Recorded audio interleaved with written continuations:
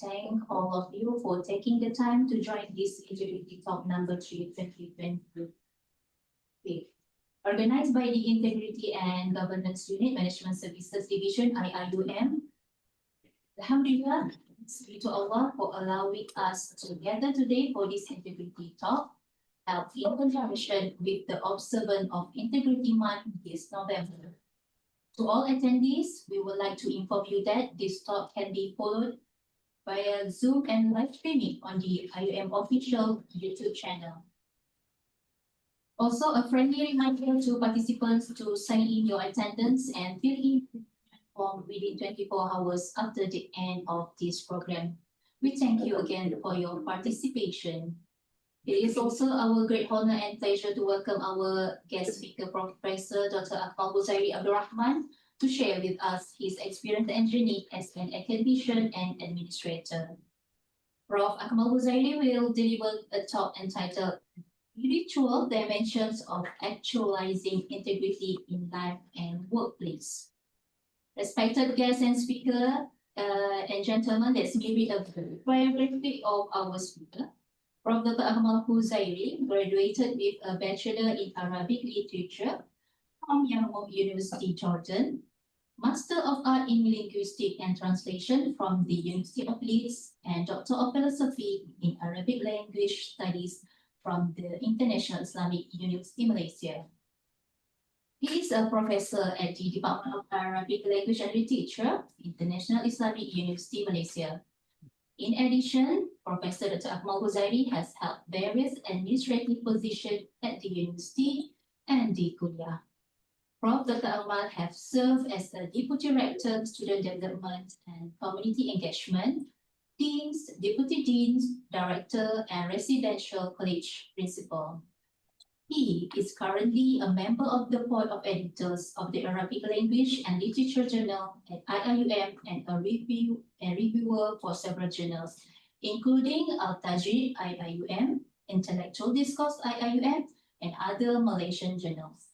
He is an academic advisor for the Arabic Language and Translation Bachelor Program at College University Islam Selangor and academic advisor for the Islamic Studies Program at College Islam As-Sofa and College Islam Antarabangsa Melaka.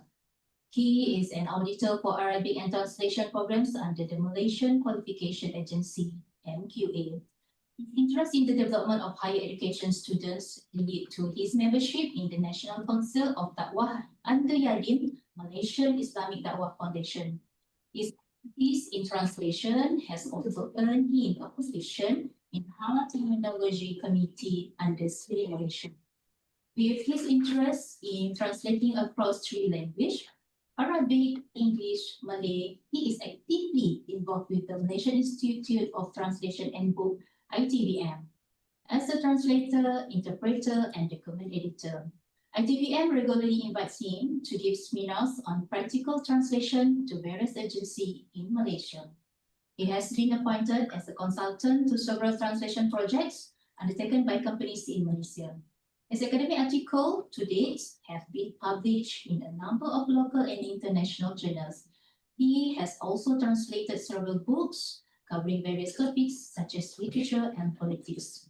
Without further ado, I respectfully call upon Prof. Dr. Akmal Khuzairy to deliver his talk. Please welcome. Thank you, Madam C. Assalamu alaikum wa rahmatullahi ta'ala barakatuh. I hope that my voice is heard loud and clear, inshallah. Okay, Madam? Right. This is among the series of Integrity Talk, which is organized by MSD. And initially I was given a topic, but I tend to convey my intention to MSD if it is possible to give me some space to dictate the topic of the talk, and alhamdulillah, fortunately, MSD agreed on the request. And I deliberately select something which is, I thought, is a need for us to dwell more on it, especially the fact that when we talk about integrity, we talk about all this unethical um, um, behavior and also some offenses committed, okay, whether it is within our own university or outside in the general public, has the problem of uh, reconciling between theories and practice, meaning to say that we talk so much about integrity, of course, and it is a known fact. It is not something which is secret that each and every one of us knows what integrity is and knows what is actually at stake when we commit something uh, which is unethical, which is an offense to whatever regulations and uh, laws that we have in our workplace. But it seems that we is lagging behind a little bit in addressing the gap between theories and practice, especially how do we begin with ourselves first, right? I mean, you cannot just change what is surrounding you unless that you yourself are changed. So, inshallah, this afternoon, I have gathered some informations and also from my own, I would say, reading and study of the matter. Try to put up something which I think can be uh, practically implemented in terms of how do we make ourselves first acknowledge the fact that um, we can do it with from within ourselves in order for us to get away and try to avoid all these matters which are unethical, which are of course contrary to the values of integrity and so on. Right? So I'm going to share my slides. Am I allowed to share my slides, Murni? Okay. Dah enable, yeah? Okay. So, so this is my slides. Sorry.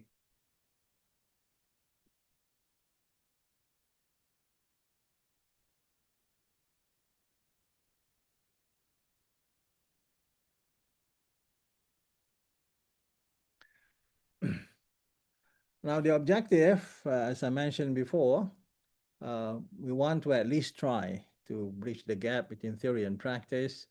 And of course, if we want to do that, we must also try to identify the strategies to achieve spiritual strength in life.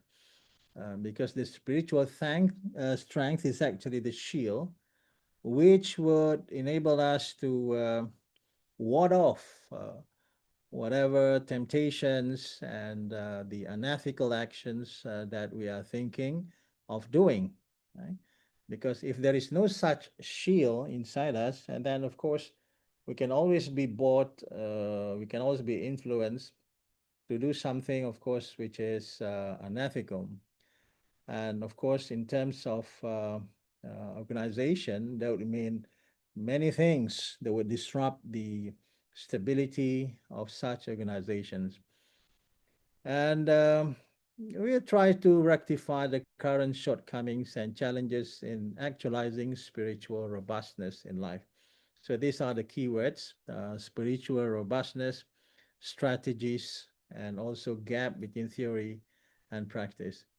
And we hope that at the end of the sharing moment, we would be able to realize the importance of starting the journey of spiritual quest. And this is the inner jihad, by the way. Right? The inner jihad is very, very important. It's so important that once the Khalif Umar bin al-Khattab was writing to the army when they were marching towards the Byzantium, the Roman army in the south, sorry, in the north of Arabia. And the gist of that letter was warning the Muslim army that um, Sayyidina Umar was not that concerned about the battlefield the fight and everything.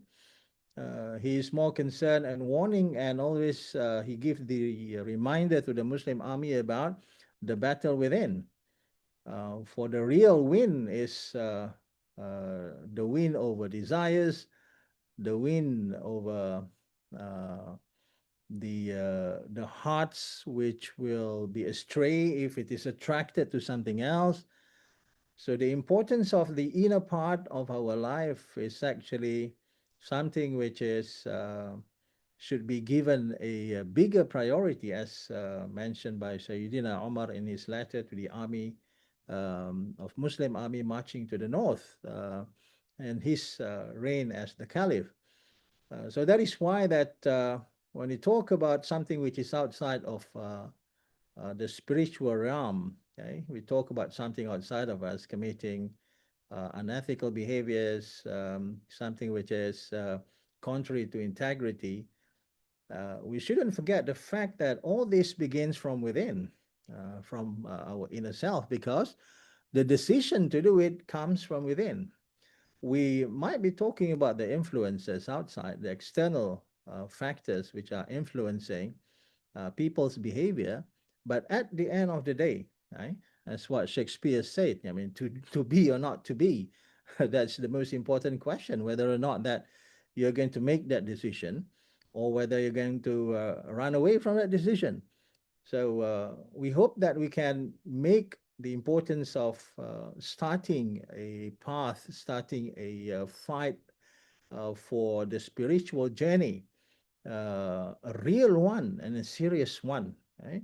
After we share this, inshallah, we hope that we can elevate the level of awareness that we are currently having to really embark on a real journey within, to rectify, to improve, and also to be on another level and in a stronger spiritual robustness if we really know what needs to be done. And of course, that will not be enough because we need also to stay on course. We can talk about istiqamah, you can talk about doing good things, but that wouldn't be fruitful at all, because if you just cannot stay on course, you'll be uh, going astray after that, and that is no use as well. So that is why that we need also to know how to keep on course while we are fighting, while we are making the journey, the spiritual journey, to strengthen our spiritual robustness. So this is actually something that we hope for. Now, okay, I'm gonna, okay,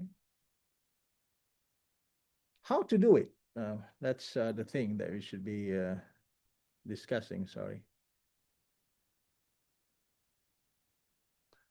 Now, first, we're going to talk about the external factors as we mentioned. Okay, people nowadays, because of the pressures that we are feeling as a modern society, why people commit, for an example, um, unethical behaviors where at the workplace, right? Why people are being corrupted and committing corruptions. These questions of why, what are actually the problems, what are actually the influences? Well, some would say that it is coming from some external factors, like the societies themselves. Nowadays, when you talk about societies, the value that the society places is more on materialism. Um, you can see that around us, people are placing more on materialism, whether we are aware about it or not. Sometimes we perhaps um, deliberately in our decisions, making our decisions are influenced sometimes by materialism as well. For an example, we as parents, we want our sons and daughters to be successful, but then again, the choosing of courses at university, sometimes they are influenced by the value of certain courses. These courses would bring bigger salaries. That courses are not going to give you huge salaries. Things like that happen because we are pressured in the way that we are living nowadays in the modern society. Materialism, we just cannot live, and we are thinking about the future of son and daughters. How would they be able, for an example, to buy properties of their own? Can they survive after we are not around? So things like that, whether you like it or not, left some sort of influences on the way that we make decisions and the way that we are thinking. And that, of course, will bring us to some sort of a competition as well. We are competing in the sense that, of course, that you want places at certain institutions, because if you can't enroll yourself in their institutions, perhaps that your dream, for the career that you wanted for your children might not be achieved. So there is some sort of competition for some opportunities, which are, of course, very much limited. And this competition sometimes lead to some sort of unhealthy situation, right? Whereby that you're not only competing, but you are boasting about your situation. You begin to look down on those who are less unfortunate in terms of their academic achievements, so on and so forth. And also because of that, we place value more on materialism and not something spiritual. And that is, of course, in addition to what we have nowadays in terms of the social media. We see that influencers, they are posting things, about their wealth, about the luxurious life that they are leading, about money. So this would, of course, in a way, influence people in the way that they are thinking. And that is, of course, why that people, whenever that they want to measure achievement, they measure the achievement in terms of the materials that they have, the post or the jobs that they have, in terms of how much is the salary that they have. So societies in a way also play a role in terms of influencing the way that people or the members of the society are thinking. And of course, when you talk about corruption, for an example, it's not an act, it is not a crime that happened, just like that. It happened at a specific time and it happened at a specific situation. There must be some sort of supply and demand, right? So because so whenever that you have this kind of thinking where you put values on materialism, for us, the competition in life is having more, and more, right? Having more money, having more properties, having more this and that. So when that is already the state of the mind, right? So it only awaits for an ample situation to happen.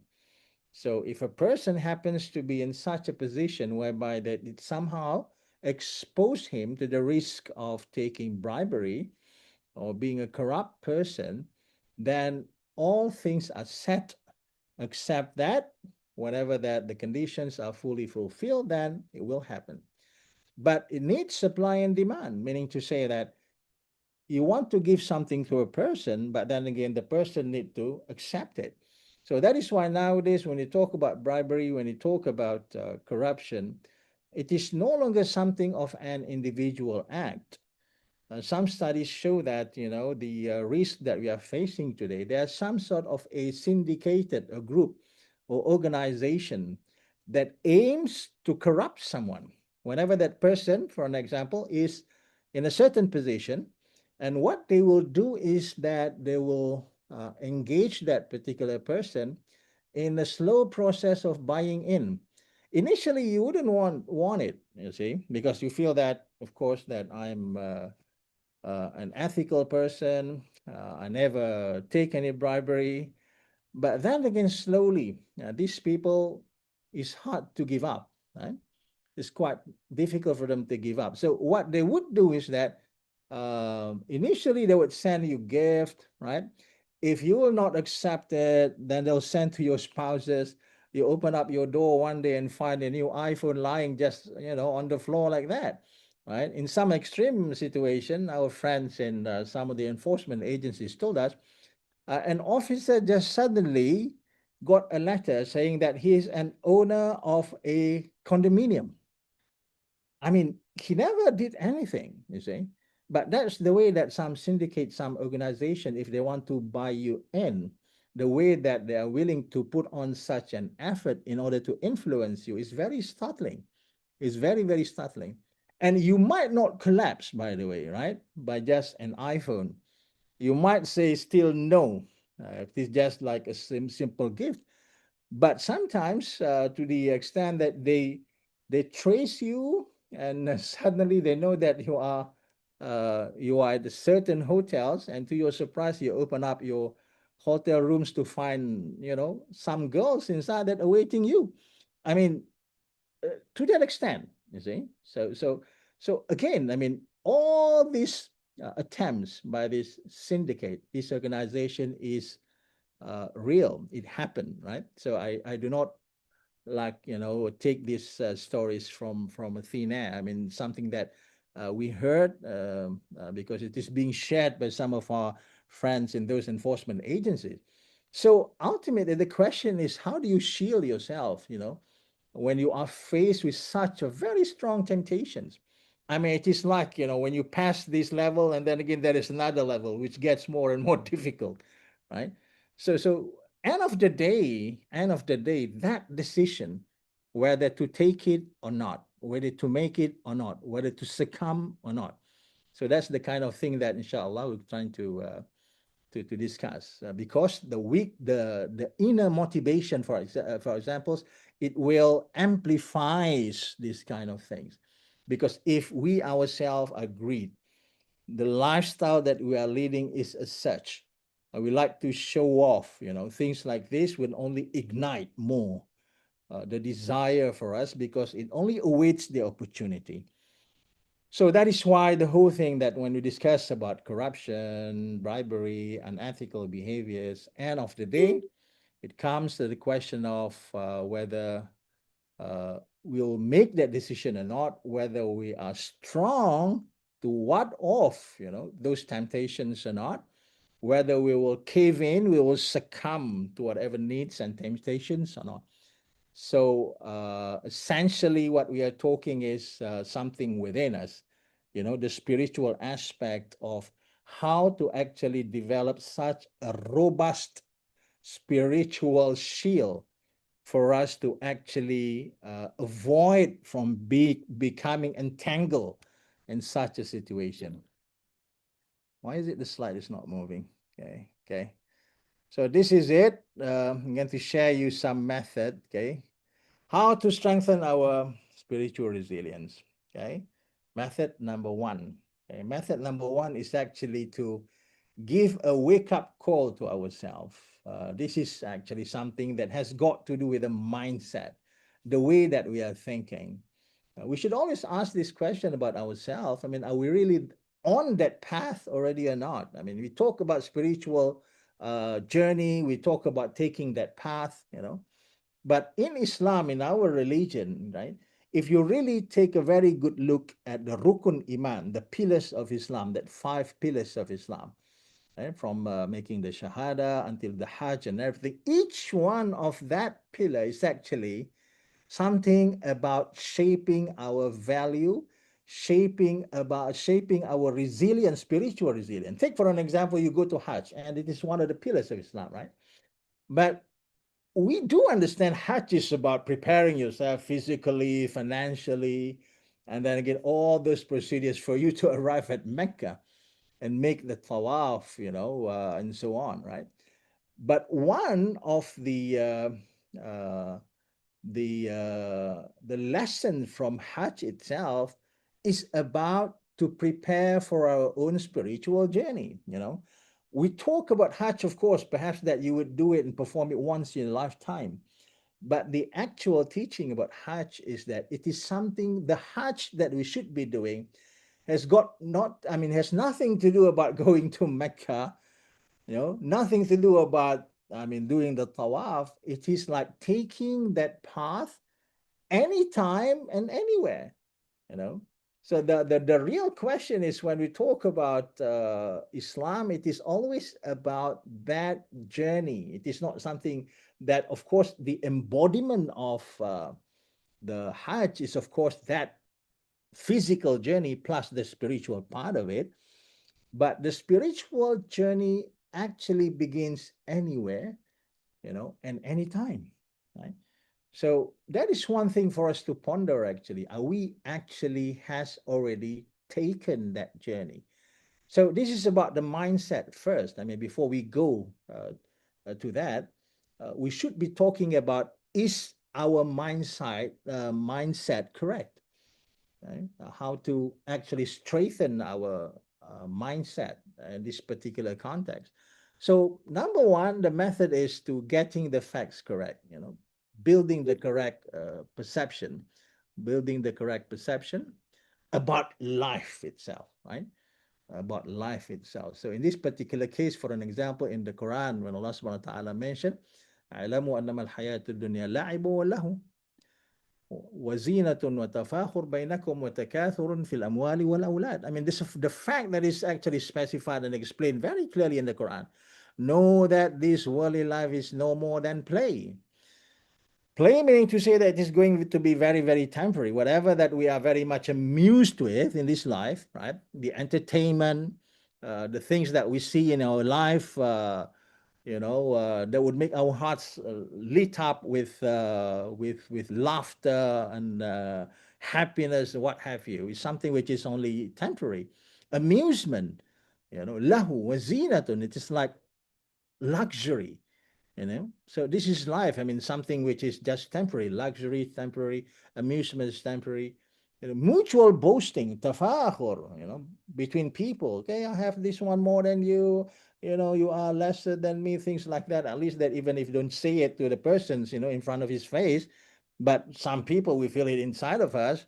He's lesser than me.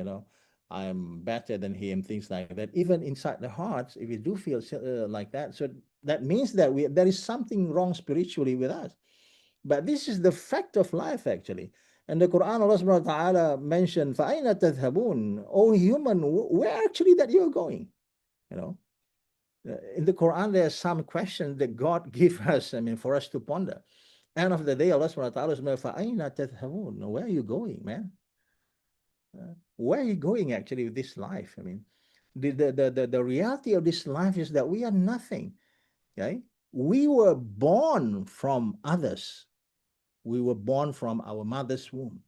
We were delivered by others. We don't even know who actually delivered us when we were born, right? We were raised by others. We went to school and taught by others. We read the book that were written by others, right? And when we graduated, we learned, and then again, we were employed, right? Our jobs are given by others. Our salaries are paid by others, right? And at the end, when we parted this world, okay, we were washed by others, prayed by others, shrouded by others, and buried by others as well. So what is actually left for us? The reality of life is something that Allah subhanahu wa ta'ala in the Quran always remind us about it. We are just nothing. Okay, we are nothing. Am khuliqu min ghayri shay'in am humul khaliqun. Another verse, Allah subhanahu wa ta'ala mentioned that if we think that we are so special, am khuliqu min ghayri shay'in, do you think that you create yourself? I mean, Allah subhanahu wa ta'ala ask us the question, do you think that you create yourself? How is it even possible for you to create yourself? Because you were not even there before. You did not exist before. How come that someone who is not existent can create an existence, you see? So Allah subhanahu wa ta'ala was asking us, were you thinking that you were created from nothing? So it means that we are created, we have created. So these are the things that we need to actually really, really sink in, our thoughts about who we are. I mean, and this life that we are leading. Al-hayat dunya la'ibun. It is just play. It is just amusement. It is just luxury. So if we really understand the world, we know that we are leaving it behind. No matter how much money that you are accumulating, the wealth that you have been struggling for in your life, all those would become the properties of others when we die. That's the reality. That's just the reality. And when you talk about life, I mean, how short it is. I mean, 50 to 100 years from now, all of us in this forum will not be around. I mean, that's too short a life. I mean, still, I mean, this is what Al Quran, when Al Quran was, these verses of the Quran really, I mean, shake, the very core of our souls about the reality of life that we are living at the moment. So this is number one. We must accept this fact. We must accept the fact and also acknowledge that we are in this world, okay? And there are going to be disturbances, obstacles, temptations. I use the word scammers, by the way, shaitan, right? You know that one of the problem when we commit bribery, corruption, unethical things in our workplace is that we know that it is wrong. I mean, in terms of the knowledge that we possess, yes, we know that it is wrong. It is against the rules and regulations. Yes, we know. But the question is, why do we still do it? Right? So in the Quran, it was mentioned that, that the shaitan was zayyana lahumu shaitanu a'malahum. You know, I mean, this is the part they want to focus on. Satan made their evil deeds appealing to them. One of the way that we keep on doing the same thing, right, is because we thought, although that we know it is wrong, but somehow doing that bad things is appealing to us, because why? Because after all, you want to do it because I mean sometimes you try to give justifications for it, although that you have the knowledge, right? Saying that it is not correct, but still you make the decision, you do the wrong things because why? Because it seems that your justification is okay. Yeah. So if you are in that particular situation, know that that is actually something that as the result of we thinking that the bad things is okay. Because why? Because you want to achieve something. Oh, it's okay, it's just one-off thing. I won't be doing it again, things like that. After all, this is because I'm very, very dire situation to achieve something, and then you justify things, and that things seems to be to you in your perception is okay. So this is actually one of the way that shaitan and iblis try to influence you, right? When I talk about shaitan and iblis, I mean, people say that, oh, are you talking about concept? No, I'm talking about the way that we are feeling. I mean, these shaitan and iblis, that, they are always playing with us, toying with us, with our hearts. To trace them is quite easy. Sometimes you feel out of nowhere. There's some sort, not like, a real word that is audible in that sense. It is not something very clear, but some sort of an urge, for an example, that you feel, right? Out of nowhere inside the heart, right? Out of nowhere, sometimes, you feel the urges of doing something, and that is the hamazat al-shayateen. That is actually the whispers of the shaitan, right? Min al-jinnati wan nas. So this is the way that they are trying, and one of the way that this the creation, Satan and Iblis, the way that Allah Subhanahu wa Taala described them inside the Quran is that it said that I will lie in ambush for them. لَأَقْعُدَنَّ لَهُمْ صِرَاطَكَ الْمُسْتَقِيمِ. Ambush meaning what? Sometimes when they're just okay, out of the blue, you feel that you get angry for something, right? You are just queuing at a traffic light and it's okay. And some car want to cut in. And suddenly, out of the blue, and then you begin cursing because of what the urges that were coming from inside of your heart.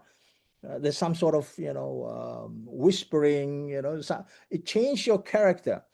Happens a lot, people who get mad and then again just cannot control their action and they went overboard, sometimes committing crimes in just that fractions of seconds because of what? Because of what they felt inside. So these are the things that we need to always understand, that we as human being, our actions and behaviors are always influenced by the things that being whispered to us inside our heart. We feel it every time. We feel it perhaps every second, you know. Most of the time we would feel it when we are doing our salah, for an example. You do the takbiratul ihram, Allahu Akbar, and then again, everything from yesterday, perhaps last week, comes to our mind. Otherwise, you would not have remembered it, you know. But when you take the takbiratul ihram, everything, you now begin to remember everything when the takbiratul ihram is done, right? So it is coming to you, like the ants coming to the sugar. So that is how that the Satan are coming to our heart whenever that, you know, they are, it is convenient to them. So we must understand the human psyche, the urges that we have, which one is correct, which one is incorrect, which one is truthful, and which one is leading us astray. So this is the thing that is actually explained inside the Quran. Meaning what?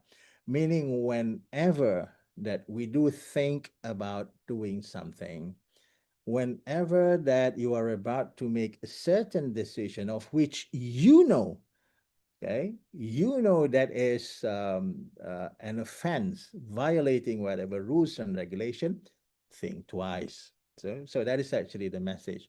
It might not be your best decision. Why? Because this might be the results of the things that you feel inside, and somehow you feel it is okay to do that. But in actuality, it doesn't. See? So this, for an example, if you put some kind of we call it a gut rail, you know, a gut rail meaning to say something that it can secure us from just taking any decision, you know, in such a rush situation. If we do have that kind of filter, right? So then perhaps our action, whether to do things or not, whether to leave it out or continue with it, okay, will be made, that particular decision will be made in such a manner that will save us from sins, okay, that will save us, that put us away from committing any offense. So fact number two is there is this force that we need to acknowledge, not only acknowledge, but also we need to also be wary about, be careful about, because this kind of things is coming from within. These urges, you know, this can sometimes, you know, it feeds you up with such a thinking. You know, the thinking, you know, then develop to a narrative. What if? It becomes a drama. It's all playing out in our mind. So that's the way that they are trying to influence us, you know, very witty, by the way, right? So that's another fact in life, you know, always remind ourselves that we are not safe from these influences. Fact number three, the desires of life. Yes, I mean, this is our life that we must also know that Allah subhanahu wa ta'ala made us with all these desires, that we are designed, we are decorated. Zuyina is decorated in Arabic, you know. So Allah subhanahu wa ta'ala spell it out very clearly, you know, the way that our desires, what is actually the desires, I mean, the desires of women, children, meaning to say that having children, treasures of gold and silver, I mean, to have properties, valuable properties, fine horses, you know. I sometimes when we were discussing among ourselves, inside the Quran, of course, that according to the context when the ayah was revealed, it is fine horses, right? But if you want to really stretch a little bit the interpretation of the fine horses, if you want to try to make it a little bit accommodative to our context, perhaps that you can also say that the desire of human to always own good transportation. Okay, so fine horses during that time was, you know, for good transportation, for someone to boast that he had the most expensive horses, the same as owning luxurious cars nowadays, right? Cattle, you want to have the property, you want to have extensive, you know, amounts of lands, you know, fertile lands. So these are all decorations of Allah subhanahu wa ta'ala to us human being that we must be aware. When Allah subhanahu wa ta'ala put all this in the psyche, ingrained it in us, in our desires, right? So this is actually for Allah subhanahu wa ta'ala to try us, right? So there is a reason for that one. And we are here in this world also for that particular reason, because we are to be tested, okay? If we really understand that one of the purposes of life is for us here to be tested, right? So Allah subhanahu wa ta'ala mentioned, لِيَبْلُوَكُمْ أَيُّكُمْ أَحْسَنُ عَمَلًا. I mean, this world is not the final destination. It is the place for us to be tested. When we acknowledge the fact that we are going to be tested, then we would understand why we are here, and we would understand how to maneuver the way that will be leading our life here in this earthly, in this worldly life, right? Because the fact that we must acknowledge that we are being tested, why we are being tested. Do not ask why we are tested, because that is actually one of the reasons why we are being tested, because لِيَبْلُوَكُمْ أَيُّكُمْ أَحْسَنُ عَمَلًا, because Allah subhanahu wa ta'ala wanted to see who is amongst us is the best in his response, in his doing, right? So if we acknowledge that, then inshallah, our life, I mean, we know that it is a test for us.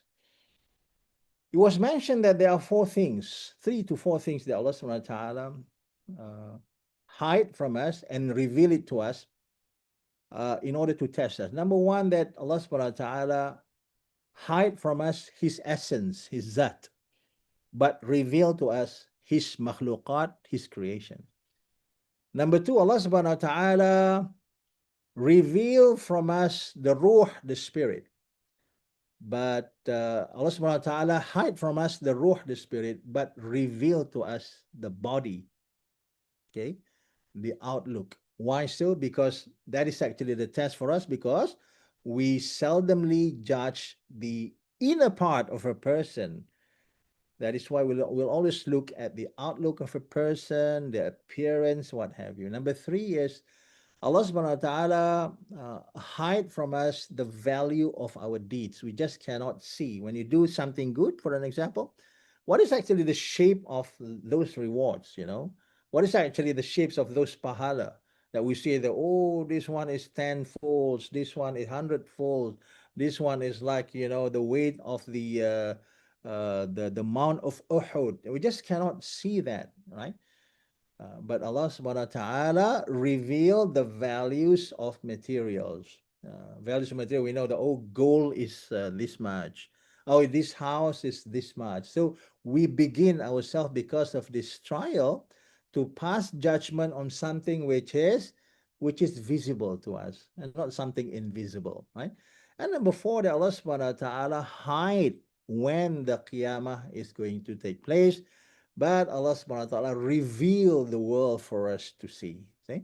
So these are all trials for us, things that Allah subhanahu wa ta'ala revealed to us, and things that Allah subhanahu wa ta'ala hide it from us. Acknowledging this, right, is actually one of the most important principle, I mean, the basics of life.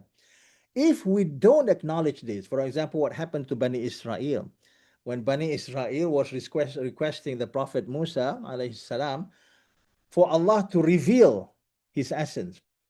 And because of that, they were punished. I mean, they want to do the tawbah, but then again, one of the conditions of the tawbah is that they must kill one another before their tawbah is being accepted. Because why? They violate that rule. Because Allah subhanahu wa ta'ala hide his essence, right? And reveal his creatures to try us. But in akhirah, we will see Allah subhanahu wa ta'ala. So that is why that in akhirah, all the people who are non-believers, right, will just believe.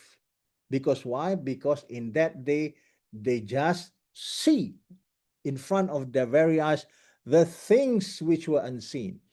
But that day, Iman is not working anymore. Iman is not accepted. Why is it? Because you are already there, because you see things. Iman is something, الَّذِينَ يُؤْمِنُونَ بِالْغَيْبِ, you know. Belief is something which is unseen, that you can't see, right? But you know that it is there. There are a lot of other things as well which we can't see, but they existed.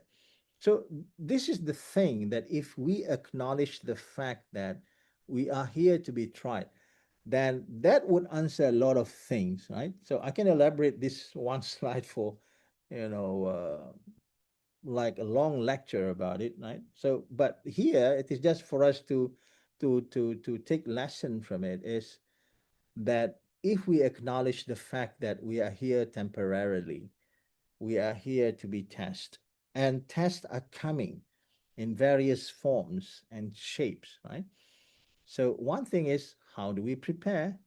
And second thing is that, if the actual destination is not here, and then why the complaints? Why do you feel sad, for an example, if you are tried, right?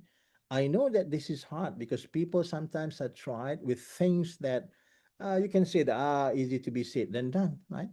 People who are now suffering, let's say that in Gaza, in Sudan, and now you tell me that, you're just telling me, oh, you are being tried?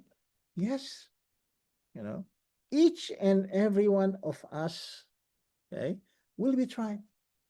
And those, for an example, are being tried in such a way, you know, like those people, like we just cannot imagine what they are going through, for an example, in Palestine, in Sudan, in elsewhere on the world, right? But there are things that would console us, thinking that what awaits them afterwards, right? In one of the hadith, it was rated as Hassan by Al-Albani. It was mentioned in Sunan at-Tirmidhi. Hadith of the Prophet, يَوَدُّ أَهْلُ الْعَافِيَةِ حين يعطى أهل البلاء الثواب لو أن جلودهم كانت قرضت في الدنيا بالمقاريض.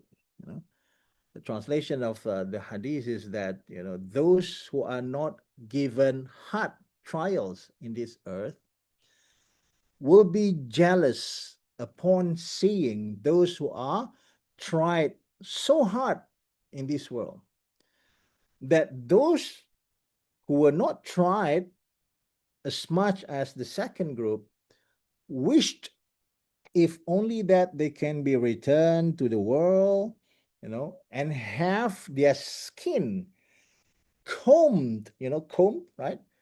Right?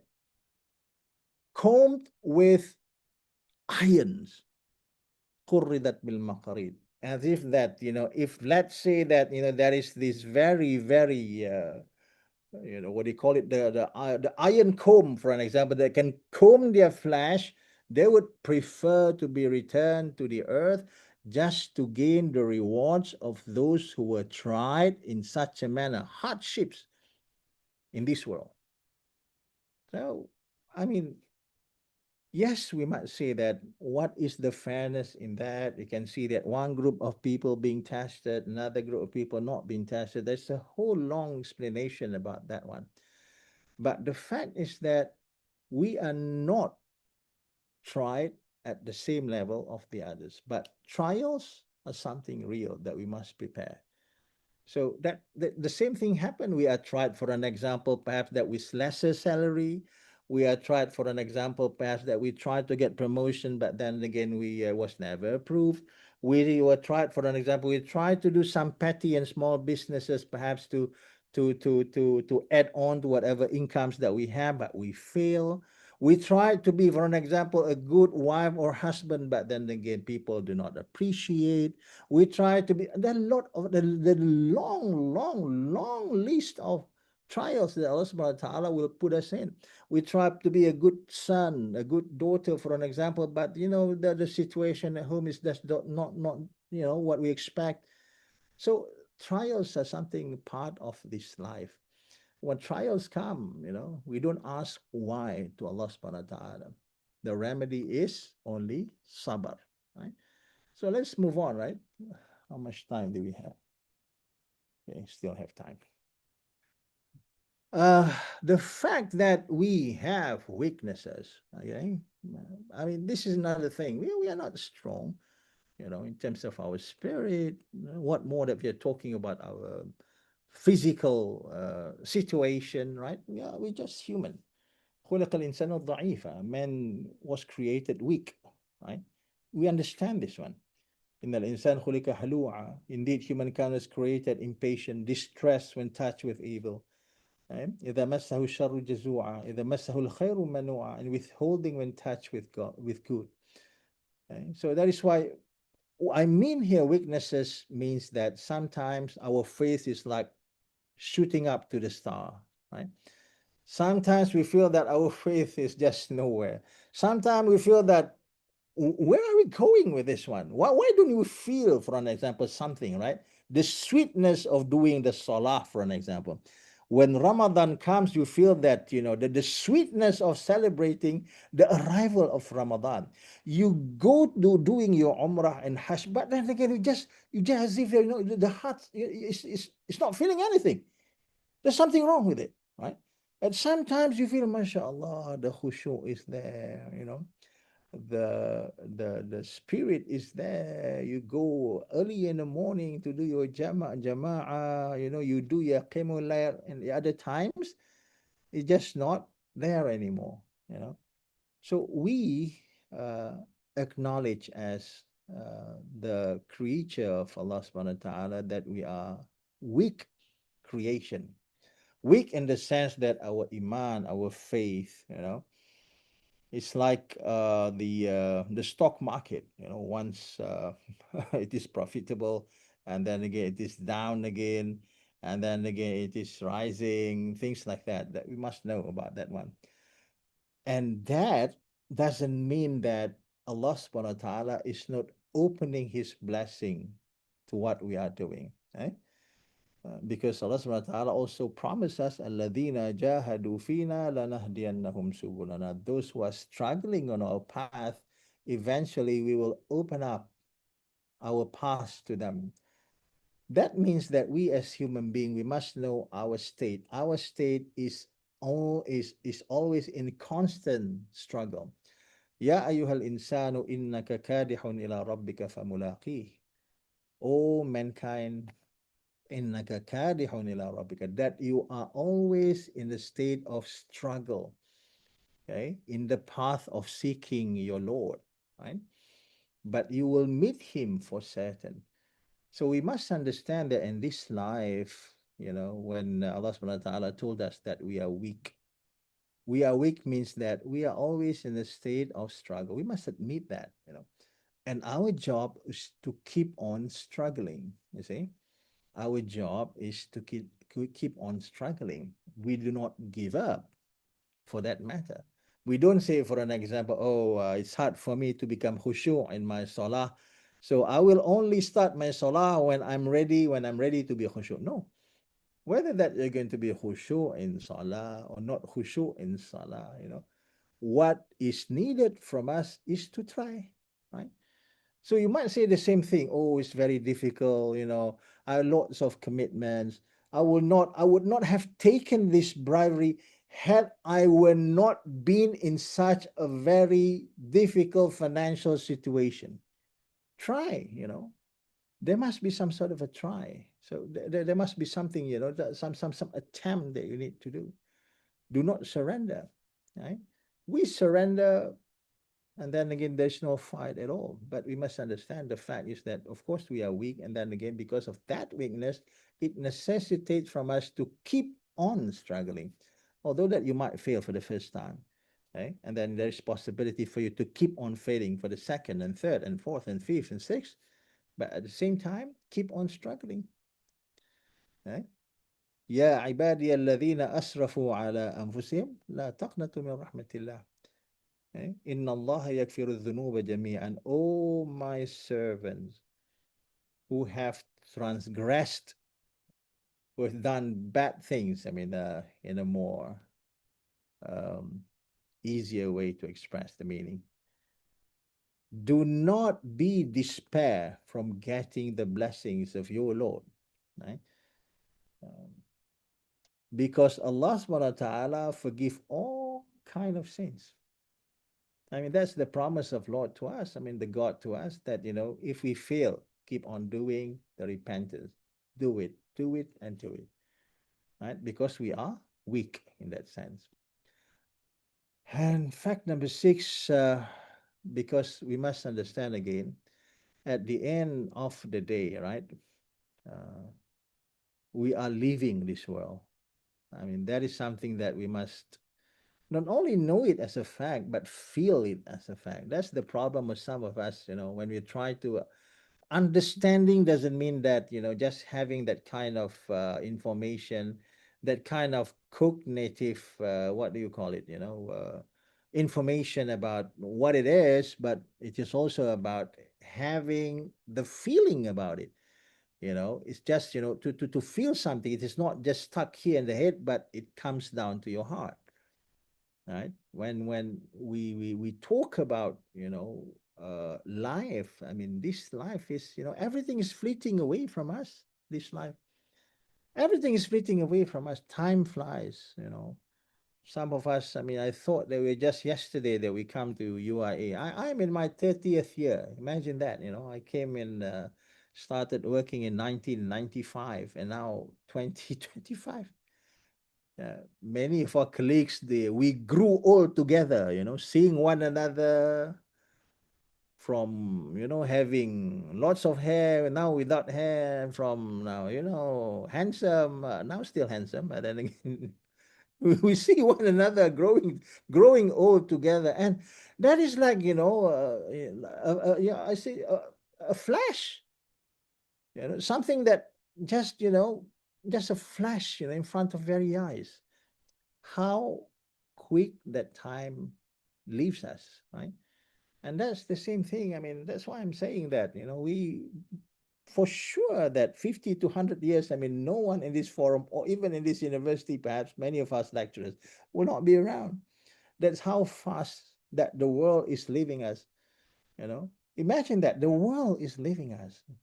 Not because that we are leaving the world, but sometimes, our thinking, it shield us from thinking correctly. Why so? Because we have this some sort of psychological defense mechanism, right? I mean, try to console us in such a way, feeding us this kind of impression as if that we are, you know we have more times, at our disposal in this world, because that's Allah subhanahu wa ta'ala mentioned, al-hakumut takathur. I mean, you like, to imagine things, I mean, to make things, more and more. I mean, you think that, you are now, I'm in my 50s and think that, oh, I have a lot more time.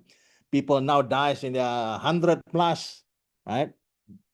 I mean, the way that we are thinking also need to be corrected. I mean, we have to acknowledge the fact, right? I think there was one philosopher who once mentioned to us, how that, our thought, our mind deceive us in the sense that when we celebrated, let's say that I celebrated my 50th birthday, right? So everyone is singing and they put candles, blah, blah, blah, blah, right? We were celebrating our 50th birthday without realizing the fact that those 50 years will not come back. I mean, do we understand that? I mean, why are you celebrating in the first place anyway? Right? 50 years have gone, and yet you are happy, right? So this is very something, like a paradox or something. What are you celebrating? And you won't know, for an example, whether you live another day or not. Will that be like, another week, will you still breathing or not? That kind of things, you see? So that is why that we need to understand, right? The real thing, this is only a transit. Always telling that to ourselves. This is transit. This is something which is fleeting away from us. Everything is fleeting away from our health is fleeting away from us. Even our own children, right? We brought them up, gave them education. One day will part us, of course. They would have their own lives, right? Their own families, right? Our spouse, for an example, will leave us, right? So all these are signs from Allah subhanahu wa ta'ala for us to do what? To be prepared. The reality of life is that this worldly life is leaving us, and we are living it, right? And there are signs to that. That is the mercy of Allah subhanahu wa ta'ala of telling, his servants about the fact of this world, that everything is fleeting away from us. Not everything is, is what it used to be before. things getting old, things getting sicker, for an example, right? So these are the things that we need always remember, that this is a transient life. This is something which is temporary. Okay? If you really understand it, not only understanding that in terms of just, acknowledging the meaning of that, but reflecting that in our own mind and soul, so that we might know that we are living, we are living, we are living. Take the example of those, if you are living, for an example, if you are taking renting a hotel room, right? You are only there for just 1 or 2 days. So why bother, for an example, decorating the whole room, buying a new furniture, So after all that, the room, it is not you is the owner of that room. Why bother yourself with spending so much money decorating something that you know for sure that you'll be living it day after tomorrow? Same thing about this world. It is something temporary. It is something transient. Why spend so much energy? Why spend so much thought, right? And not about the real thing which awaits us. That is our destiny, the real destiny. So again, right, the summary of this, I like to tell myself, so it's just that ask yourself where we are going, what we are trying to achieve, and if you are not satisfied with the current situation, that you are still having small salary, what have you, understand the effect of barakah. Now the value of life, the value of this worldly life, the real value is not in the material itself, right? You might have an apartment with only 2 rooms, right? But the happiness is not measured by how big is your house or apartment. It is about measuring how big, is your heart. If your heart is big, you have a lovely and loving couple, sorry, a wife, for an example, or a husband, for example, or children, for an example, right? All having big hearts, happy together, appreciating one another. Doesn't matter that if your apartment is that small, right? Because we have examples whereby that people will live like, in a 3-story buildings with more than 10 rooms. But then again, because something is wrong in their heart, the big house, the big apartment just felt nothing, you know. So happiness, راحة الصدر يعني بالعربية, we call it like, the calmness that we feel inside, in our chest, right? It's not something which is determined in terms of the material measurement, but rather something inside, right? So this is something that, Allah subhanahu wa ta'ala, in this religion, in the teachings of the Prophet Muhammad sallallahu alaihi wasallam, taught us to think about the spiritual aspect of things and not the material one. Because what is inside here and inside here are the determining factors of one's happiness, of one's feeling, whether or not that he is happy, whether or not that, for an example, that he is, content with the life, what have you. So these are the things that we need to always remind us.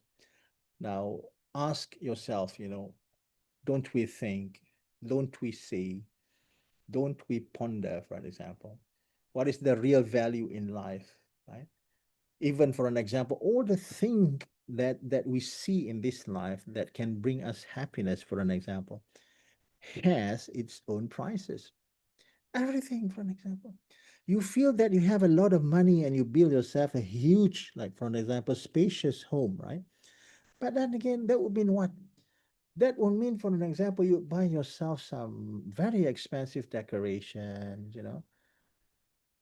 Yes, I mean, because you want to show off, your wealth, because it's to show that your accommodation is a luxurious apartment or what have you. But it comes to the price that, it is a very expensive house. But then again, when your friends' children want to come over, you begin to feel worry whether that, when they are playing, they will hit the furniture, whether or not that things would break, for an example. You drive an expensive car, but your mind is not as settled and calm as the one who are driving an old car. Why so? Because if you're driving a new car, it costs you like, 200, 300,000. You're just very concerned that someone would hit it and make it dented for no reason or scratch it, right, unintentionally, right? Comparing to one who is, driving an old car and just, doesn't care if someone want to hit the car, ahlan wa sahlan, welcome, and I have no problem. The point that I'm going to make is that, although that we think that wealth, luxury is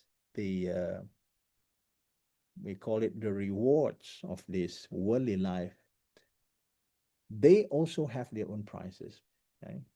The more money you have, the more concern about whether people would steal it from you or not. Right?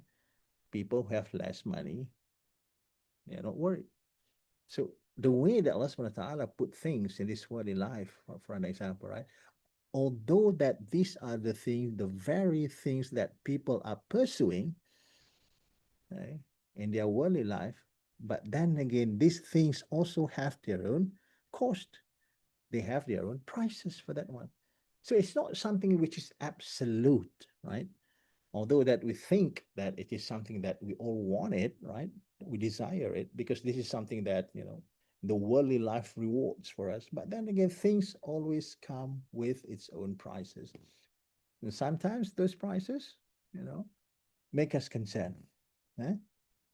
That is why in Surah Al-Baqarah, Allah subhanahu wa ta'ala mentioned, وَمِمَّا رَزَقْنَاهُمْ يُنْفِقُونَ, Yunfiqun meaning to say that whenever that Allah subhanahu wa ta'ala give us money, property, whatever, they yunfiqun. I mean, they spend it in the righteous way, right? Money for a mu'min is not something that you put in your hearts. Money for a mu'min is not something that you put in your heart. You put it in your pocket. Whenever you think that you need to spend it, you spend it. Right? The problem is when the money becomes at your heart. So sometimes people are very weird. They have tons of money, but then again, they are not spending anything. Right? The feeling of having, huge amount of money is something perhaps that is, a satisfaction, right? Think, أَفَلَا تَتَدَبَّرُونَ. And when we have the correct mindset, right, then we always relate to strengthen our spiritual resilience by no other than correcting our salah. How is it correcting our salah? Well, certainly salah has its own importance. Otherwise, Allah subhanahu wa ta'ala would not make it obligatory on us to do 5 times the compulsory salah with 17 rak'ah, right? And the gist of that salah is, of course, Al-Fatiha, because the salah will not be accepted, right, unless that the Al-Fatiha is recited in each of the rak'ah. Question is, why, right? So it turns out that, scholars, they've been actually asking this question, what is it, the strength of Surah Al-Fatiha, that Allah subhanahu wa ta'ala positioned the Surah Al-Fatiha in such a manner that it must be read in each of the rak'ah. One of the, of course, the greatness of Al-Fatiha is that if you notice that Al-Fatiha is actually the script of a servant to his God, right? It is like something that we as servant of Allah subhanahu wa ta'ala will be reciting when we are performing our salah. But we must also mustn't forget the fact that, this Al-Fatiha is kalamullah. It is the words of Allah subhanahu wa ta'ala, as if that Allah subhanahu wa ta'ala reveal, teach us directly this Al-Fatiha for us to recite it, but originally it is coming from him, The special thing about Al-Fatiha is that it is the words of God, but then again, it is worded in such a way that it is to be recited by the servant of Allah subhanahu wa ta'ala. So that is the special thing about Al-Fatiha. From the very beginning until the end, okay, it is the script that a servant would read in his salah, and the script is about that servant, serving his God, giving his servitude to Allah subhanahu wa ta'ala. right? Although that originally the Al-Fatiha is Kalamullah, so you can see that, the specialty of Al-Fatiha is that it is the word of God, but made in such a way that for the servant to recite and present it back to Allah subhanahu wa ta'ala. So that is why that ulama and scholars have been dwelling on the issues. What is there more? What is more there to be known and learned from this Fatiha? Turns out, for an example, each of the ayah has its own strength and also purpose. For example, Alhamdulillah Rabbil Alameen. It is the acknowledgement of blessings. Why Alhamdulillah, for an example? There are hundreds of thousands of words in Arabic, and out of all those hundreds of thousands, why is it Allah subhanahu wa ta'ala chose Alhamdulillah? Because it is servitude, perhambaan, because there will not be any servitude without the acknowledgement, right? That we are the servant, we are the one who are being created by our Creator, and everything in us is actually given to us as blessing from Him. So if we have that kind of mentality that we don't see ourselves, as the one having this, everything inside us is us, yes, literally, that is correct. But if you go deeper into the meaning of what is actually yours, I mean, you are given, okay? Your eyesight, قل هو الذي أنشأكم وجعل لكم الأبصار والسمع والأفئدة. Okay? Say that He's the one who created the sight for you to see, the ears for you to listen, and the stomach for you to store the food and everything. So I mean, what is actually yours? I mean, inside our body, for an example, we are not controlling anything inside it. We are not controlling our heartbeat, for an example, right? Because Allah subhanahu wa ta'ala is doing that automatically for us. And you can just imagine some of the operations of our organs inside our own body, for an example, if it is left to us to decide whether to switch it on or switch it off, right? So most of us, I mean, could not have make it. Why so? Because we must control everything inside our own body. Right? But everything is controlled by God. So the acknowledgement is very important. You have that kind of feeling that I'm nothing, God. Yeah? I'm nothing. Everything is just because of you. Ar-Rahman Ar-Rahim, connection with the most merciful and benevolent, for hope. Because of that, as a servant, we need the hope, because He is the one giving us all this. That is why that when we thought ourselves being tried, and that somehow, make you decide to do some stupid things, taking bribery, corruption, what have you, because you're not satisfied with the position that Allah subhanahu wa ta'ala put us inside it at the moment. We need to feel that kind of hope for His mercy and also benevolence, right? We don't have that kind of thing. So that is why that we are doing the bribery, we are doing the corruption, we are doing this and we're doing that, because we don't have that trust, right? Because we need to have that one. When we talk about Iman to Allah subhanahu wa ta'ala, in English, this one, I always keep on talking about this one, about we know that belief in Allah, to have faith in Allah, right? But we must also have trust in Allah subhanahu wa ta'ala. The two seems to be quite, close, belief and trust, but you can't say that you believe in Allah subhanahu wa ta'ala, but do you trust Allah subhanahu wa ta'ala? You say that you believe in Allah subhanahu wa ta'ala, but do you trust Allah subhanahu wa ta'ala when Allah subhanahu wa ta'ala try you? Try like what? Try by giving you, for an example, disease. If Allah subhanahu wa ta'ala try you by giving you disease, if Allah subhanahu wa ta'ala try you by giving you failure, if Allah subhanahu wa ta'ala try you by not giving you whatever that you desire, question is, do we still trust Allah subhanahu wa ta'ala? You might say that I still believe in Allah subhanahu wa ta'ala, but do you trust in Allah subhanahu wa ta'ala? See? So that is the important thing, that we must have that trust. Ar-Rahman Ar-Rahim. See? Malik Yawmiddin, the reminder that shake the soul destination. You must remember that this world is transient, that we are having the akhirah awaits us as an eternal life, right? Iyyaka na'budu wa iyyaka nasta'in. Total submission, total submission, the belief and the Iyyaka na'budu, you are the one that we are worshipping. You are the one that we seek favor from, right? Belief and trust to Allah subhanahu wa ta'ala. So if let's say that we understand what we are reading in Surah Al-Fatiha, not only on the level of its meaning, but on the level of its purposes, right? The acknowledgement, weakness of the soul needs guidance, Ihdinas siratal mustaqim. We are the one who are very weak. As we mentioned before, Satan is coming from the right, from the left, from up, from below, right? So we need assistance from Allah subhanahu wa ta'ala. And we need examples to follow to motivate us because there are people who are successful. There are people, of course, who can pull it off, and of course make us, Ya Allah, avoid whatever the misdeeds and all the wrongdoings of those who went astray. Again, you draw example from those who are successful and you draw examples on those who fail, right? So if let's say that this testimony, this Surah Al-Fatiha, these 7 verses, if we really dwell into it, it is like,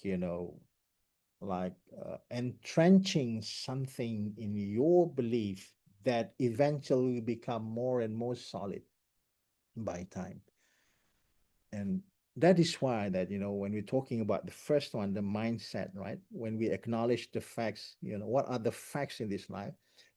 And you take that facts, and internalize it as something that you now believe. See, it is no more like, a belief. Now it has become a trust. And we say it, right? So that would somehow, strengthen our spiritual robustness, right? Will somehow strengthen our spiritual shield because you have the mindset here now, and now you have the heart. See, we have the mindset, we got the facts right now, and then again, my heart, the way that you are directing your attention is only to God. Your trust is with Him. Yes, I'm being tried, oh God, but I'm not going to take bribery. Yes, I'm being tested, oh God, but not I'm going to do crazy things in my office. You don't take it out on your colleagues, right? If only that we can realize that we are being tested, right? And we realize that the test is actually coming from Him also. Qul kullun min andillah. Allah subhanahu wa ta'ala mentioned in the Quran that everything is from Him, right? So that's some, would you would develop some sort of an ecosystem, how to become resilient under stress, for an example, right? Under stress, you become resilient under stress. You will become resilient when no one is actually, coming to you, in such a positive manner. People, despise you, for an example. You will get the strength of Nabi Allah Nuh, who were propagating for 950 years with all the curses, with all those people ridiculing him. 950 years without, no one was like supporting him. Can you just imagine what a normal human being would feel to be put in such a situation, right? If he's to be put in such a situation, 950, like the Prophet himself, 13 years in Mecca propagating. And how many those who convert? Right? Some of the historical sources mention that it's not more than 200 people. I mean, you're talking about 13 years of doing the da'wah, and just like, 200 people converted to Islam. And at any scale of measurement, that would be considered as what? A poor achievement. Not even a KPI is achieved, right? But then again, subhanAllah, that very prophet was invited to Medina, and then again, who would have known that the place that the prophet was propagating is not going to accept him, but rather a place that, far away from him. So this is all the works of God, of which what we want to develop in ourselves is the feeling of trust, okay, with the decisions of Allah subhanahu wa ta'ala. That is tawakkul, by the way, right? Which I mentioned just now is about the trust in Allah subhanahu wa ta'ala. It goes hand in hand with belief, with faith in Allah. But faith is just believing that He exists. But to trust and tawakkal means that you accept whatever decisions that He made for you, whatever perhaps that you would think that would be negative, but then again, the blessing, because the blessing is something which is unseen. You just cannot see the reward. If Allah subhanahu wa ta'ala tests us with diseases, illnesses, for example, pain, of course, no one wants to be in that very uncomfortable situation. But then again, if only that person would see that the deeds that Allah subhanahu wa ta'ala is preparing for him, right? So in our religion, the faith, right, it is about iman, believing in something which is unseen. I mean, that is actually in itself a trial, right? So if we have this, then at least, in our mindset and our heart, now we know that we trust God. We know that this world is temporary. We know that this is a trial. We know that this is transient. Okay. And finally, the third method is this is if we are already there, right? Our mindset is ready, our heart is ready. Now, how to make it stay the course, how to make it always remain on track. So we must know what are the temptations and where that it is coming from us. And this is taken from Al-Ghazali, right? We must know that there are obstacles to achieve this one, right? For an example, we lack knowledge. That is why that I mentioned to you that we go and learn, right? We go and learn what is actually the meaning of this. When you read the Al-Quran, it is not just enough for you to read, but you must dwell into, deep dive into what is actually intended by Allah subhanahu wa ta'ala. What is actually the actions that we can actually do by reading certain verses in the Quran. Action doesn't mean that you are doing something, but then again, the perception, the understanding, how can that one elevate yourself in terms of thinking, spiritually or religiously for that matter, right? So knowledge, I mean, ilm, initial awakening, seeking knowledge itself is a challenge. Yes, it is a challenge, but nowadays, brothers and sisters, MashaAllah, you can find lot of beneficial things in the YouTube. Try to enrich our knowledge about it, right?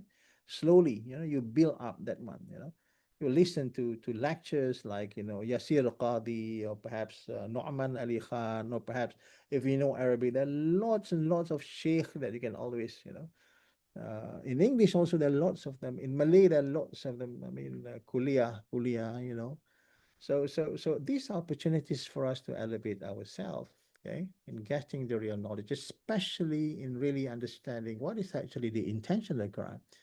I'm not only talking about the meaning of the Quran. Meaning of the Quran is something which is available in the tafsir, right, in the translation. But I'm talking about the intention of the Quran. What is it, that the certain verse means, right, in terms of changing our attitude, our behavior, our understanding, perhaps our action even. So learn that. So the first valley is the valley of knowledge, an obstacle that we need to get over, right? Try to win this valley, conquer it. Okay, try to be patient in learning, right? Because without knowledge, then there is nothing. Right? So number one is knowledge. And two is, to begin to reset. I name Tawbah is to reset ourselves. Reset meaning to say that, we need to actually really look deep down in ourselves. Are we just going in circles as a Muslim? Are we just, a ritualistic Muslim? We are just born by our names as Muslim names. But what is actually the essence for us as a Muslim, right? So how can you say that? I mean, are you making progress even spiritually to God, Are you feeling close to God? Eh? Allah subhanahu wa ta'ala mentioned in the Quran, um, فَمَا ظَنُّكُمْ بِرَبِّ الْعَالَمِينَ. So again, there are lots of questions in the Quran. What do you think about your Lord? فَمَا ظَنُّكُم بِرَبِّ الْعَالَمِينَ. What do you think about your Lord? يَا أَيُّهَا الْإِنسَانُ مَا غَرَّكَ بِرَبِّكَ الْكَرِيمِ. Yeah. O humankind, مَا غَرَّكَ. What does it make you to go against your generous Lord? You know, in the Quran, there's lots of questions that shake the very core of our understanding, and so, you know, the relation between us and our God. So it's time for us to sit down. I mean, really look deep, deep inside our hearts. You know, are we still in circle? Are we still like, you know, that level of Muslim ritual, just doing things, you know, business as usual, you know, business as usual? Or are we making milestones in our relation with Allah subhanahu wa ta'ala?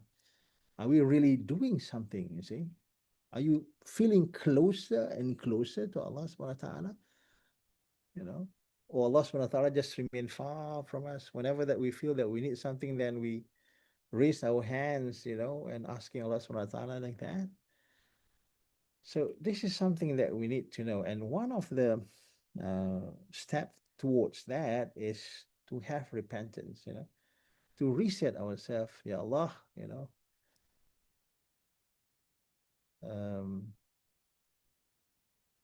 ربنا ظلمنا أنفسنا وإن تغفر لنا وترحمنا لنكونن من الخاسرين. We are zalim to ourselves because we are not putting things correctly. Zalama means to not putting things correctly in its respective places, right? So reset, tawbah, is one of the way for us to really look where we are, right? Try to always um, know our position and know our relation with Allah subhanahu wa ta'ala. The second one. Third one is the valley of ordeals, bawa'ith, right? Temptations, you know, that would actually push someone towards the sin, right?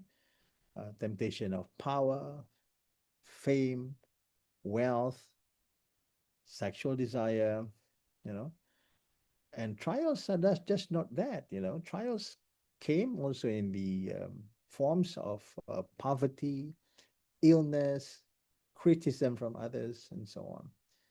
And the key is sabr, you know. This is a key weapon, practicing enduring hardship. Because why? You know that this is coming from God. If only that we know that in essence everything is coming from God, then we would be patient. The Prophet was very patient, 13 years, although that, you know, there was like no signs of victory at all, like the one that we are facing at the moment. No signs of victory of the Ummah. Look what happened to the Ummah. Look what happened to Gaza. Look what happened to Sudan. Look what happened elsewhere to Rohingya. And even look to the Muslim worlds nowadays. Where is our scientific input? What is our technology? You know, I mean, where we are, right? This is trial for us. Well, we keep on trusting Allah subhanahu wa ta'ala, right? Because if Allah subhanahu wa ta'ala wanted to change the fate of a nation, then He is very much capable of doing so. Wallahu ala kulli shay'in qadir. Right? Allah subhanahu wa ta'ala was the one who changed the fate of the Arabs in the Arabian Peninsula, you know. Those Arabs which were described by the Romans, to the extent that, right, this was written in the history book. They mentioned that those Arabs were hufatun, auratun, jiya'un. Hufatun meaning to say that they have no shoes, right? So poor that they have no shoes. Hufatun, auratun, like, you know, when they dress like naked because they don't have money even to cover themselves. Jiya'un, so hungry. But subhanallah, in 40 years, end of the reign of Sayyidina Ali karramallahu wajha, those people who were described as not having shoes, who do not having enough clothes to cover their bodies, were always in a hungry situation, conquered, you know, 40 years. I mean, I'm talking about, you know, the reign of Khulafa Rashidin, that 40 years, already reached, you know, the borders of China in the east, and in the West already reaching Europe, right? So Allah subhanahu wa ta'ala, if He wants to elevate the situation of an ummah, that He is very much competent to do so. So we only have the trust to Allah subhanahu wa ta'ala. We don't know what would be the end game of our ummah in this situation that we are going through, right? But only left with us is the iman, the trust to Allah subhanahu wa ta'ala.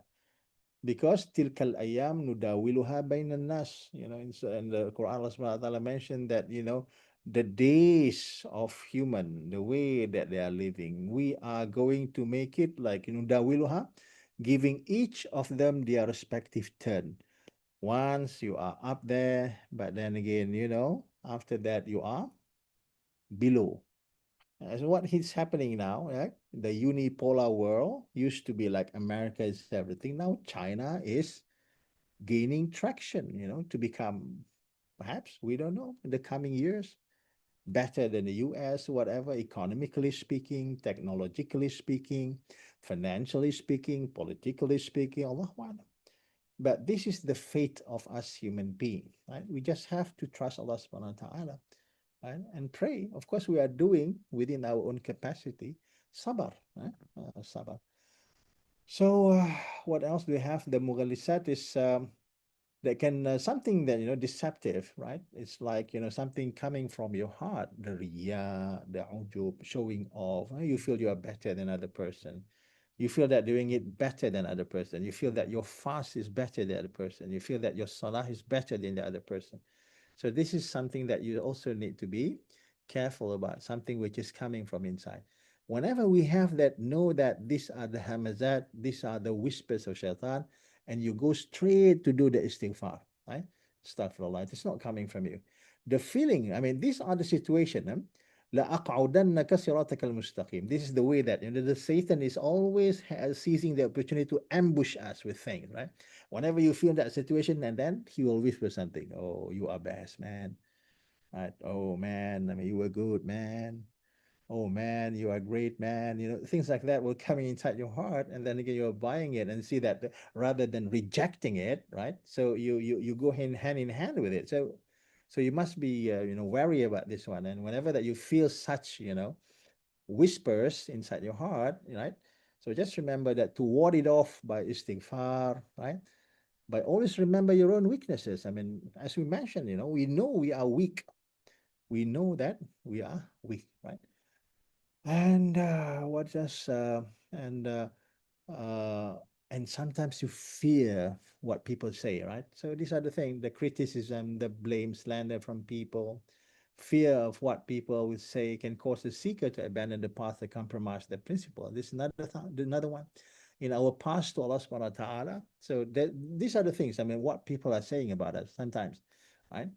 So seeking pleasure of God over people. I mean, one of the key is that, people are just nothing. When you internalize the truth that God's pleasure is all that matters, right? The opinion of creatures is significant, right? So who wants actually the opinions of the creature? I mean, what is most important for us is the creator, not the creation, right? So if you have that heart directed to Allah subhanahu wa ta'ala, and end of the day, the real one who is going to evaluate you, is going to appreciate you, is Allah subhanahu wa ta'ala. He's not a human being, right? It's not human being. Okay, so if you come to that level, I mean, this is a kind of level that's very hard for us to develop, by the way, right? It needs training. It needs really, really a deeper look at our own self, right? But then again, it is possible for us to do it because the focus. This is about focus. If you focus on people, then of course people will always annoy you. People will always annoy us, right? They are saying, right?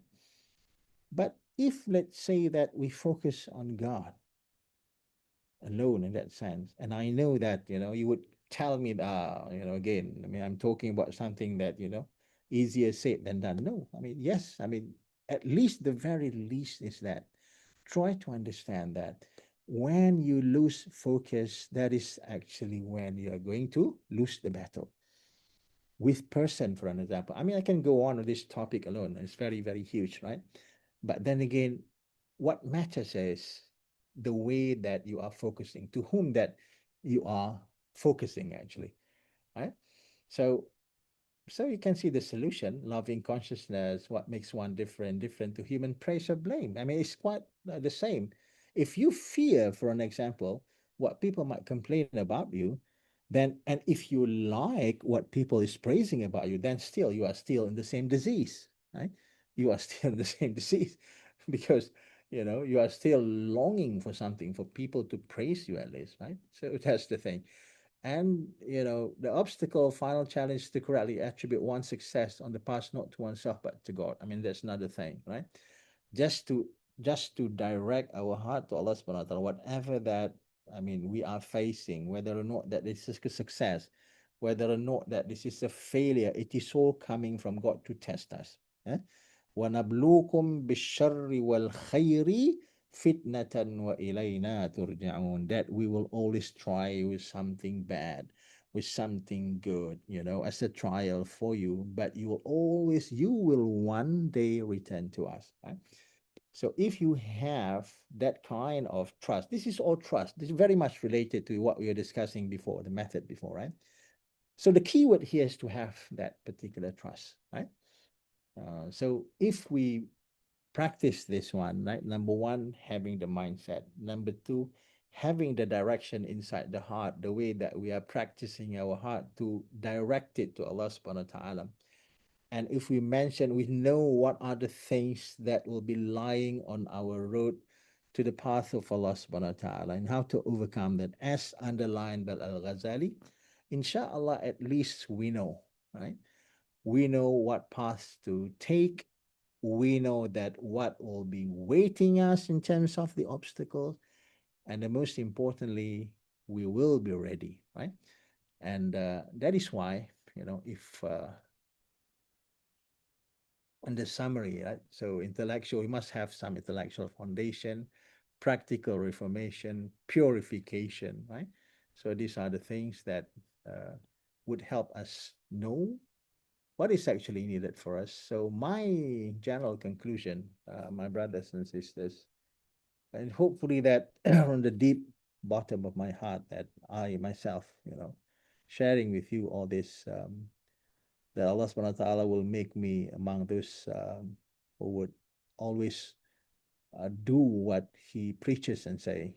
Otherwise, I mean, I would be in very such situation where Allah subhanahu wa ta'ala will despise those who are only talking but not walking the talk at the end of the day. I do hope that we all can, at least the very least that we can begin with is to ask ourselves, where can we begin, you know, to change ourselves. Do not be that person who is, you know, in this cyclic motion whereby that we are always around, revolve around the same thing, but we are not advancing actually. Okay? Ask ourselves, do we have the right mindset? Can we change and we transform? So method one is about knowledge. Okay? Method two, what is it? It's about mind setting. And method three is about the combination of amal and jihad. And that would be equal and equivalent to spiritual resilience and, of course, integrity, right? So pray to Allah subhanahu wa ta'ala that this sharing would be beneficial for me and for all our friends and colleagues, brothers and sisters who are here. We hope that we pray that for the goodness of our university, that it will always stand as the garden of virtue, right? The garden of virtue, knowledge and virtue, and integrity, of course, for years to come, you know, for years to come. And that is because our own hard works, dedication, commitment, inshallah, because we all have the same niyyah, end of the day, to educate the ummah, and end of the day that we want to have that deeds of us that Allah subhanahu wa ta'ala will accept in the akhirah, to be among the things that Allah subhanahu wa ta'ala will count as our deeds, to be granted the tickets as the dwellers of his paradise, inshallah subhanahu wa ta'ala. Again, thank you very much for MSD for giving me this opportunity to share a little bit of what I study, I read, right, for the benefits of all of our colleagues. Perhaps that, I'm very sure that there are better colleagues than me can actually dwell on the topic, but I hope that somehow that will make some sort of an impact for us to at least think about it and ultimately to practicing it afterward. Okay, back to you. Thank you very much. Assalamualaikum warahmatullahi ta'ala wabarakatuh. Salam, Prof. Thank you very much, Prof. Dr. Akmal, for such an inspiring and insightful session. We have been reminded that spiritual is not only about faith or belief, it's about how we live out our value every single day. It's about being honest, kind, and responsible, even when no one is watching. And now we will open the floor for a short question and answer session. If anyone would like to ask a question or share a thought, please put in the chat box or open your mic. Thank you. So while waiting, Prof, the question, probably I can ask the question, Prof. Can you hear me, right? Can you hear it? Yeah. Okay. All right. So you already tell us about how to strengthen our spiritual resilience, right? So when you mentioned about human is weak, can you give some advice or motivation? What can they do next for those who already commit with the misconduct behavior on integrity? And for society and community, their responsibility in helping them, but not putting fire back again to them from what they're doing, because we know that Allah is Al-Ghafur. So your thought, Prof. Oh, okay. All right. Well, the thing is that, Allah subhanahu wa ta'ala is more forgiving than human, right? So that's the thing.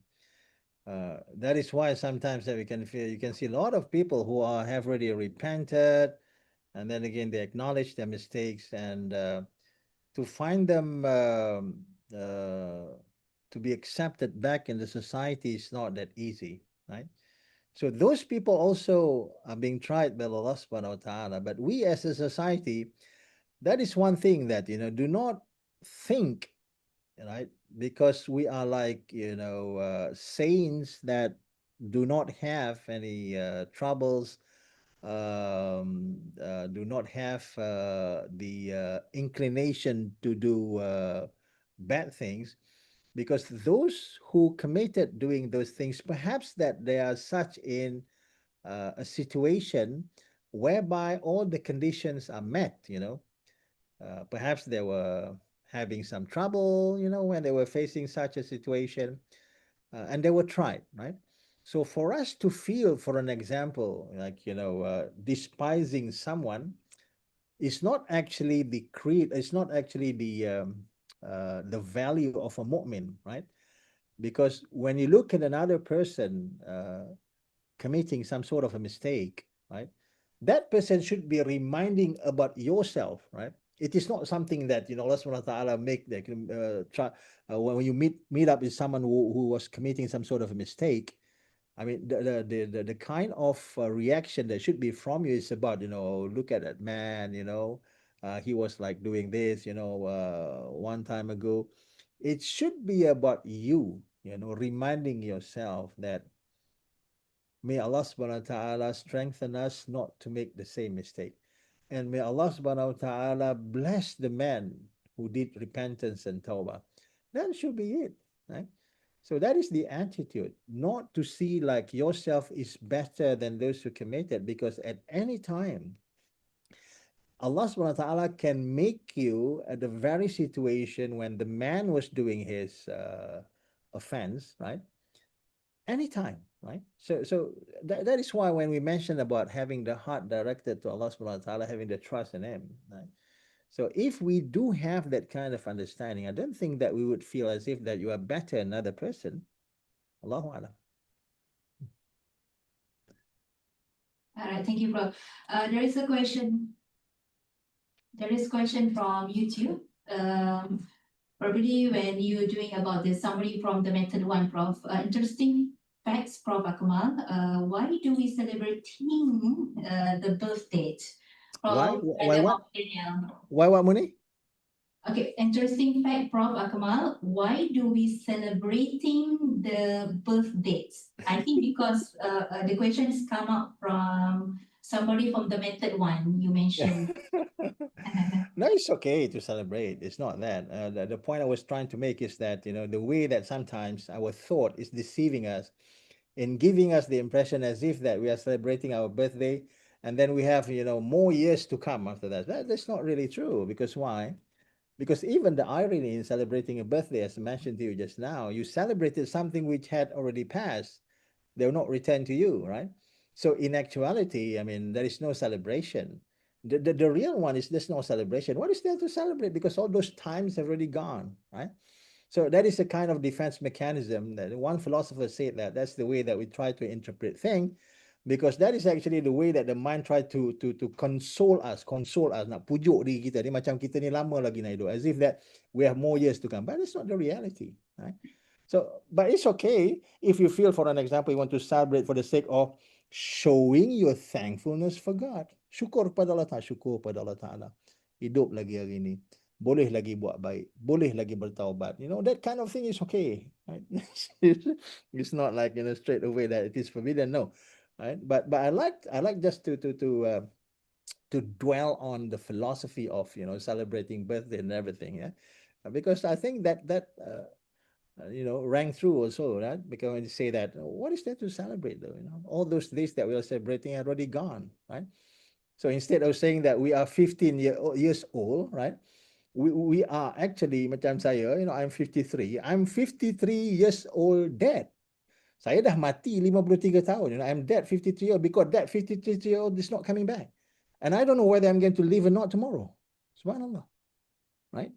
So that is actually the the fact. I mean, why are we celebrating at all? I mean, you are celebrating, yes, you can celebrate, but in the sense that you are thanking Allah subhanahu wa ta'ala, because all this while, and perhaps that Allah subhanahu wa ta'ala will give us some more time even to do the repentance, to actually, improve ourselves. I mean, that sort of things, right?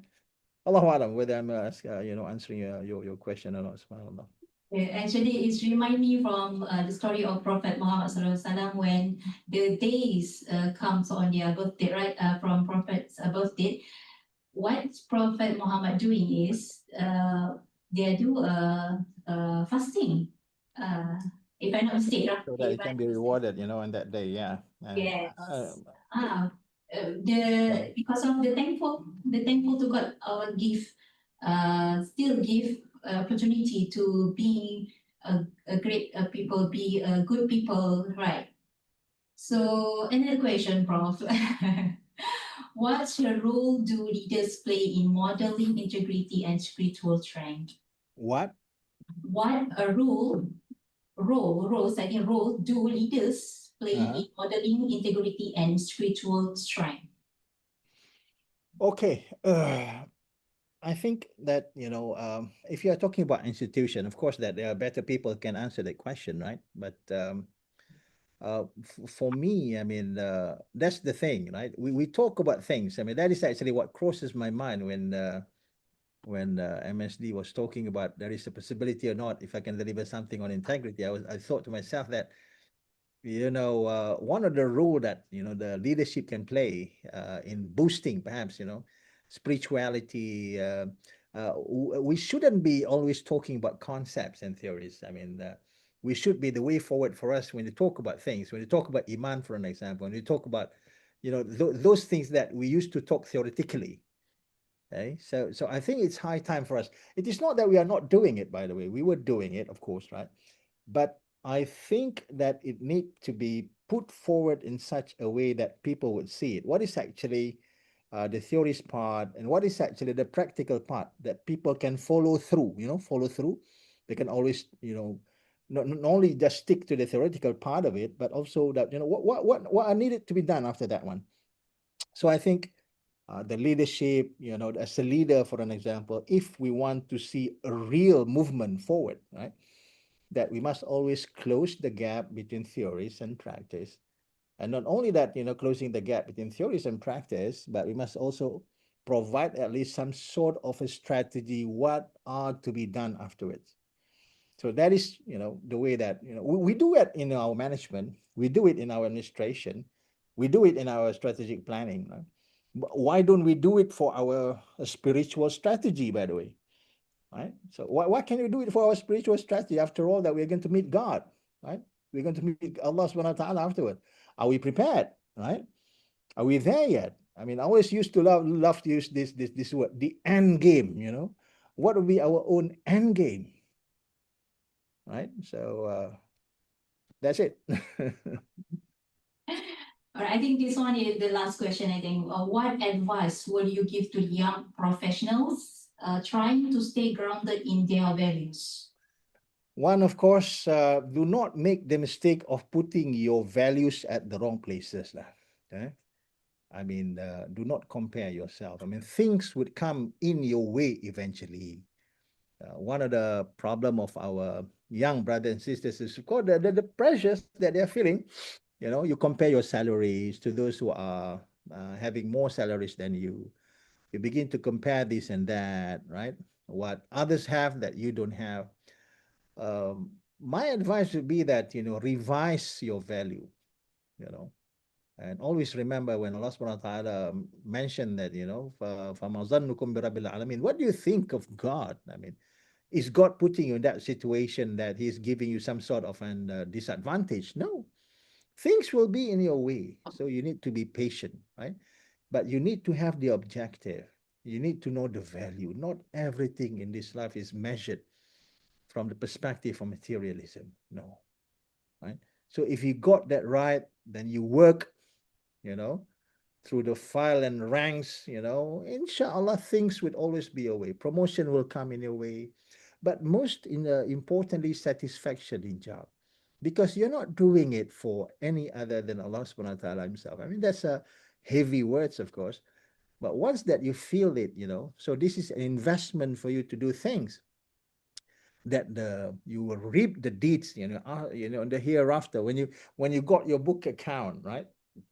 The things, right? So I think the challenge for the young professional is that, to really think where to put the values at the right place.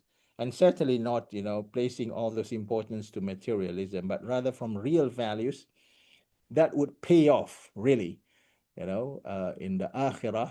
I mean, the ultimate, dividend payment of all, I would say. Okay. Right, Alhamdulillah, I think we already come to the end of our session today.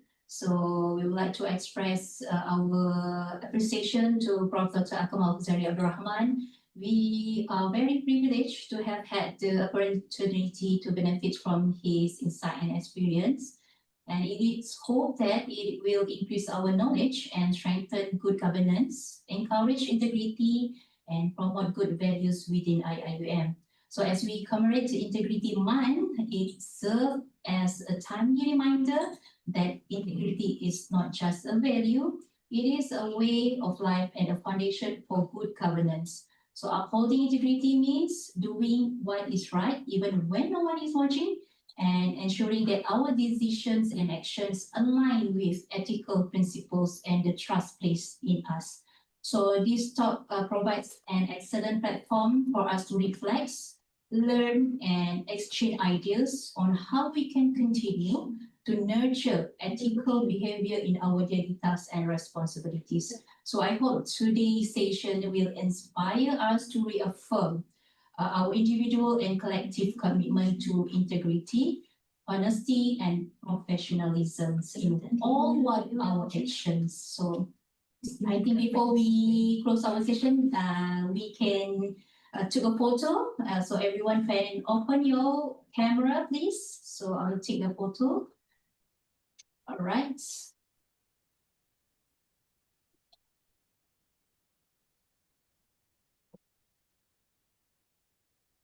So if everybody ready, so in count 1, 2, 3, wait.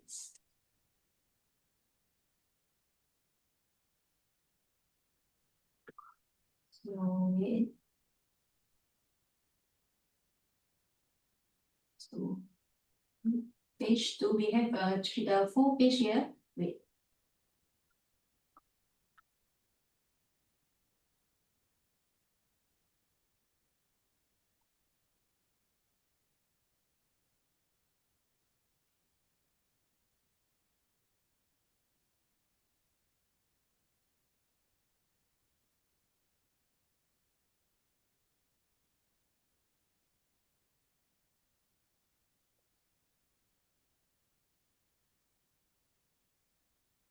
Right, Alhamdulillah. But I would like to remind all of you to sign in your attendance and also fill in the evaluation form within 24 hours after the end of this program.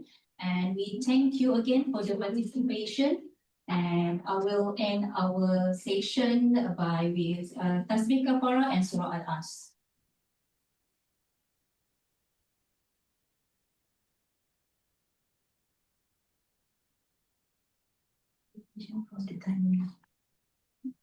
Okay, thank you all. Thank you so much, Prof. See you Okay, again. bye-bye.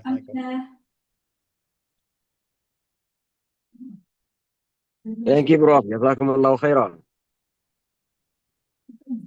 Thank you so much. Thank you so much. Wonderful. Barakallahu We feekum. will put the evaluation form link